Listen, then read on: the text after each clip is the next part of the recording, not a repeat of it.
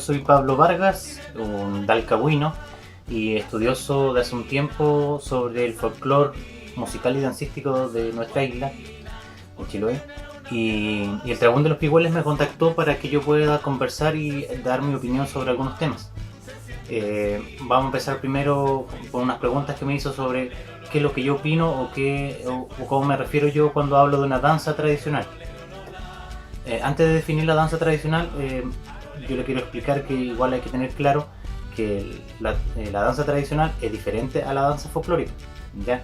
En lo que respecta a su definición, porque la danza tradicional es una danza que se transmitió por tradición oral, es decir, que se transmite de generación en generación a través del abuelo, el hijo, el nieto, y con el tiempo se forma esta danza y se transforma en anónima y se vuelve de la tradición, ¿ya?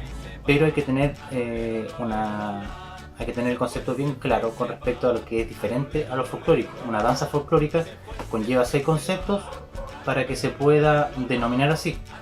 Entonces, yo prefiero llamar a las danzas que se bailan en Chiloé como danzas folclóricas, porque son danzas que conllevan estos 6 conceptos, que es decir, que sea tradicional, que haya pasado de generación en generación, que se haya vuelto anónima, que en algún momento de su traspaso haya sido una danza popular, es decir, que no solamente la bailó una familia, sino que dentro de Chiloé bailaron este tipo de danza, la bailó mucha gente diferente.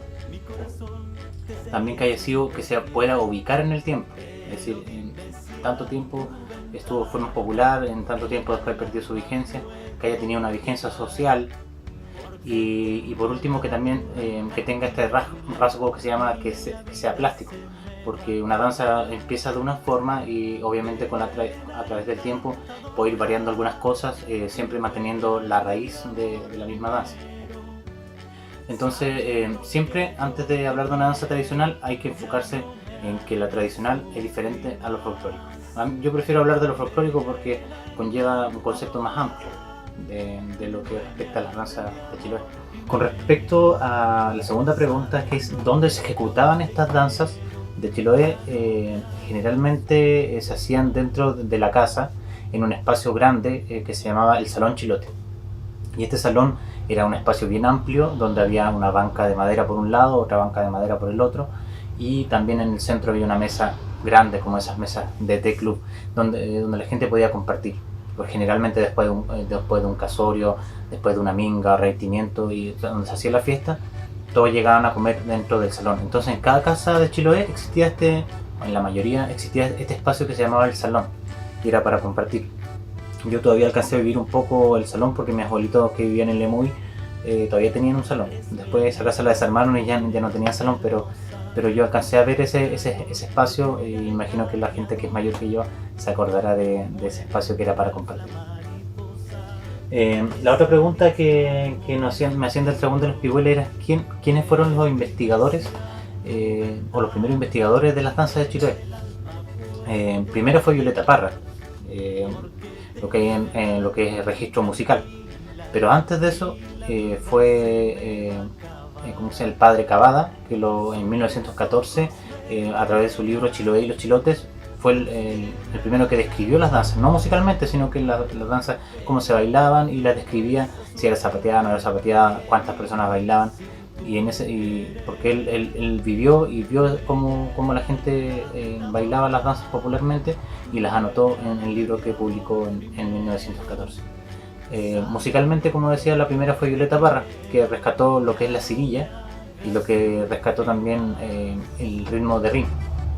El ritmo de cirilla, si ustedes se dan cuenta y analizan bien la canción Gracias a la Vida de Violeta Parra, es una forma de cirilla, solo que un poco más lenta, igual que la forma de ring famosa del Albertío de la novela La Fiera, no sé si se acuerdan, esa canción también tiene el ritmo de ring. Run Run se fue para el norte, también tiene el ritmo de ring. Entonces Violeta Parra popularizó estos ritmos de formas musicales chilotas, y eso fue alrededor de 1955. Después, en 1958 y 1959 llega de Santiago la investigadora y folclorista Gabriela Pizarro Soto, y junto a Héctor Pavés Casanova, que luego en el futuro se hizo solista y que ahí logró popularidad a nivel nacional e internacional con todas las canciones que fue recopilando por Chiloé y por diferentes partes de Chile. Después aparece en 1960-62, por ahí aparece Margot Loyola con Osvaldo Cádiz, también a investigar, y ellos también hacen un importante y súper buen registro de las danzas, de las personas informantes, y rescatan lo hacen en partitura, rescatan el diseño de piso, y todo eso hasta hoy en día la mayoría de las danzas fueron las que recopiló Héctor Pavés con Gabriela Pizarro y Osvaldo Cádiz con Margot Loyola. Y esos fueron los primeros investigadores. Después, un poquito más adelante, llegó Iranio Chávez, que igual fue amigo de Héctor Pavés, que igual rescató danzas y que fue muy amigo de Canahue. Iba a visitar siempre a Canahue también a su casa. Y después aparecen los grupos folclóricos de Chiloé, los magisterios. Y también un tremendo aporte. En cada comuna había un magisterio de profesores, estos conjuntos, que eran la mayoría de profesores, y los que rescataron, según mi opinión, la mayor cantidad de danzas con registro, ya sea en partitura, con registro de diseño de piso, fueron el magisterio de Castro y el magisterio de Chonichi. También Amador Cárdenas hizo un trabajo súper importante en lo que es el rescate de la música, como persona, más que como conjunto, como persona, como investigador. Humberto Soto, dentro de Chiloé, el Pollo Soto, ¿quién más? Hay muchos, se me van algunas ahora en este momento, pero fueron muchos los que investigaron posterior a lo que lo empezó los investigadores santiaguinos. La siguiente pregunta era con respecto a los cultores. ¿Cómo yo defino la palabra cultor? Cultor se define como la persona que cultiva un hecho folclórico. Recordando que el folclore o un hecho folclórico tiene que responder a seis conceptos, que es que sea anónimo, que haya sido popular, que sea ubicable en el tiempo, que haya tenido vigencia social, que sea plástico y que obviamente sea tradicional. Entonces, cumpliendo esos seis conceptos, uno llama a un hecho folclórico. Y antiguamente a los campesinos, los músicos campesinos de Chiloé lo llamaban cultores. Pero hay que recordar que en ese tiempo de 1950 en adelante, sí se traspasaba de forma por tradición oral. Siempre la música iba del abuelo al hijo, y del hijo al nieto, y así sucesivamente. Pero hoy en día la música uno la encuentra por todos lados, por YouTube, por radio, por celulares. Entonces yo podría interpretar canciones del folclore y si fuera del campo me podrían llamar cultor, pero no cumple el concepto, porque hoy en día esa música yo la escucho y la interpreto. No es que haya sido traspasada por tradición a través de mi abuelo o a través de generaciones más antiguas. Entonces es difícil, según mi opinión, llamar hoy en día a alguien cultor. Sí, sí puede ser un músico campesino, no hay problema con eso. Pero hay que tener cuidado con ese concepto. Y lo que respecta a los cultores de Dalcahue, que siguieran los otros, los cultores de Dalcahue, fueron súper importantes dentro de lo que es el rescate de la tradición en lo que es música folclórica, música y danza. Tenemos a José Concepción Bamonde, o más conocido como Canahue, a la maestra de Canahue, que no muchos la nombran, porque quizás por el machismo del tiempo no la nombraron, la señora Luchita Cárdenas.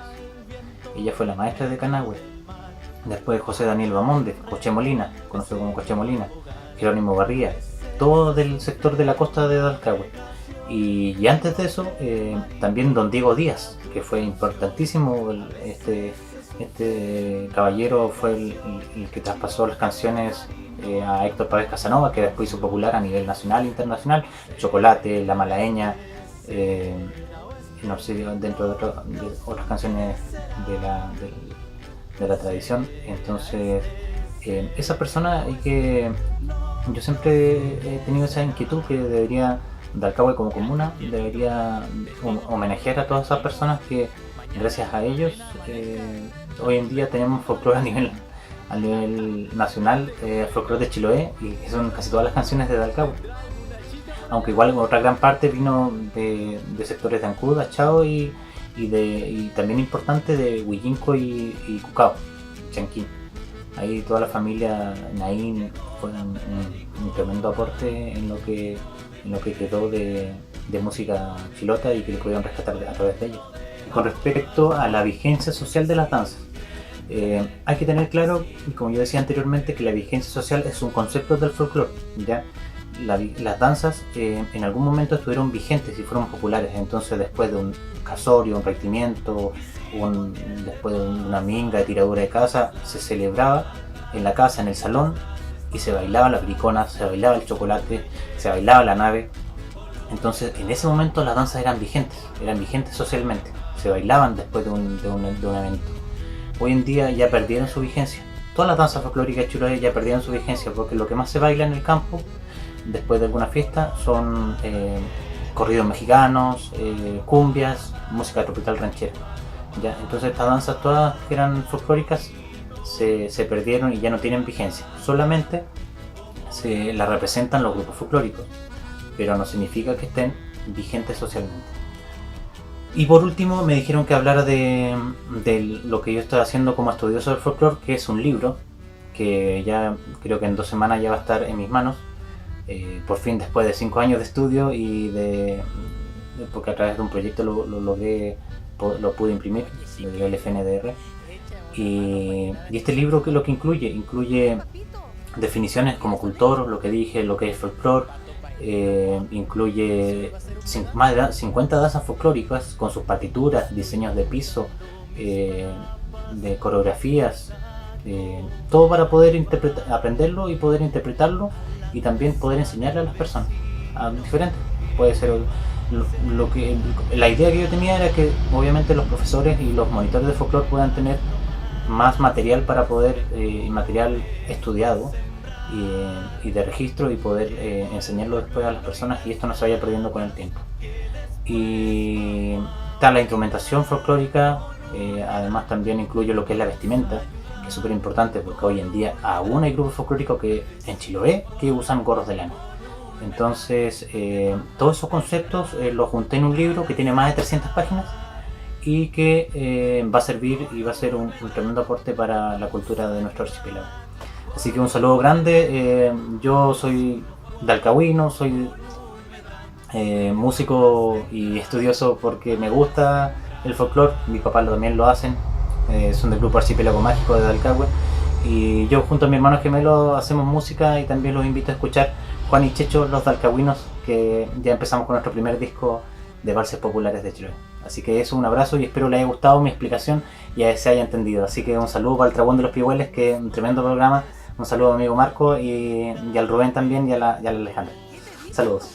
Dijo con mucho entusiasmo: habrá chicha y rompó. Pues no es a condenar.